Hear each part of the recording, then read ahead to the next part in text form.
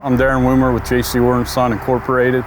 We're located in Hollidaysburg, PA, right outside Altoona at the new Veterans Home Community Living Center. It's a 200-bed state-of-the-art facility.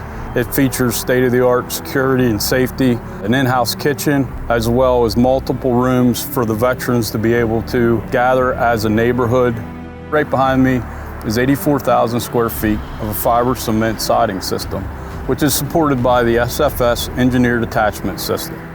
The SFS product that was used was the NV3 system. It's a concealed fastened subframe system. Our product on this building was used on the whole building behind all of the fiber cement panels. Consists of hangers that are attached to the back side of the fiber cement panels with our TUF fasteners, which mate with the horizontal carrier rail of the system. The carrier rail is then attached back to the vertical rail and bracket system back to the substrate. SFS played a key role. They worked hand in hand with our carpenter crews. The benefit to the installer is the ease of installation and the technical support that SFS provides prior to as well as during installation. It was really a pleasure to watch these carpenters work in a timely manner with good flow and the ease of installation.